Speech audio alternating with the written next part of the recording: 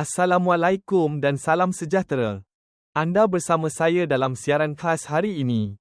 Hari ini, perhatian masyarakat tertumpu kepada satu persembahan sketsa bertajuk Di Sebalik Adat, Stereotip Masyarakat Melayu Kuno dalam Konteks Keluarga. Persembahan ini mengangkat isu yang dekat dengan kehidupan masyarakat, iaitu peranan jantina dalam keluarga yang masih dipengaruhi oleh adat dan stereotip lama. Hari ini kita akan disajikan dengan sebuah sketsa yang menggambarkan sebuah keluarga tradisional Melayu di kampung, di mana lelaki sering dilihat sebagai ketua keluarga, manakala wanita pula lebih banyak dibebankan dengan kerja rumah. Melalui watak-watak dalam keluarga ini, penonton dibawa menyelami konflik apabila generasi muda mula mempersoalkan ketidakadilan dalam pembahagian peranan. Antara isu yang diketengahkan ialah stereotip bahawa perempuan tidak perlu mengejar pendidikan tinggi, serta kepercayaan bahawa lelaki lebih layak memimpin keluarga. Namun, sketsa ini turut menunjukkan perubahan perspektif apabila ahli keluarga mula menyedari bahawa keadilan dan kesaksamaan adalah penting dalam kehidupan berkeluarga. Akhirnya, persembahan ini membawa mesej bahawa adat dan tradisi perlu selari dengan perkembangan zaman tanpa menafikan hak dan peluang setiap individu dalam keluarga. Dalam sebuah keluarga, kita dibesarkan dengan adat dan tradisi. Apa yang diajar, kita ikut. Apa yang diwarisi, kita percaya. Namun, tidak semua yang lama itu adil. Di sebalik senyuman dan kepatuhan, tersimpan persoalan yang tidak pernah diluahkan.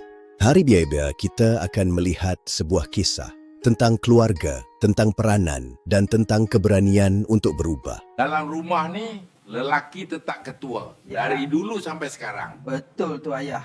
Abang kena belajar jadi pemimpin. Jangan risau. Kamu boleh jaga semua. Kakak, cepat siapkan air. Tetamu ramai. Kenapa abang tak tolong, Mak? Itu kerja perempuan. Kerja kita. Jangan banyak soal. Kenapa perempuan je kena buat semua? Anak perempuan ni tak payah belajar tinggi-tinggi.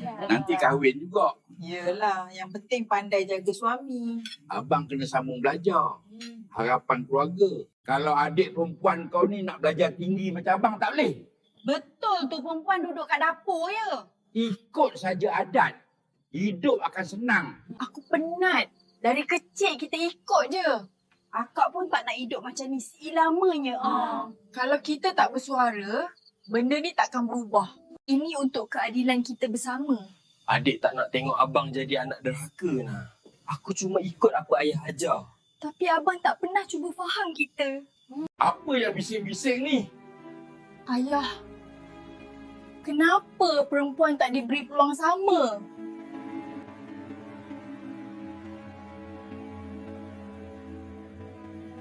Semalam, ayah fikir banyak. Tak ada apa nak fikir. Adat tetap adat. Adat boleh dijaga.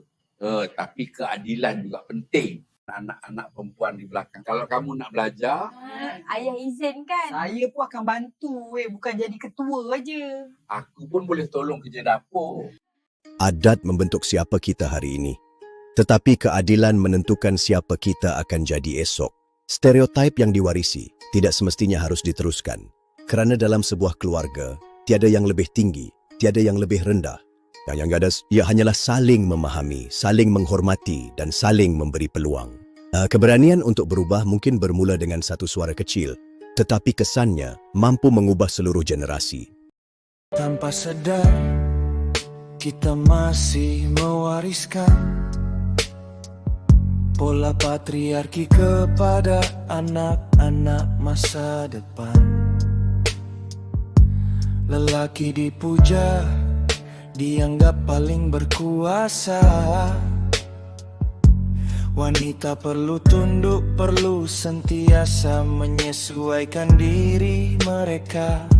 Sejak dahulu, peranan kita dibatasi. Ruang awam untuk lelaki, rumah untuk wanita, di sini sunyi. Mari kita putus rantaian ini, bermula dari rumah dengan hati yang berani, pola asuh yang saksama, tanggung jawab bersama.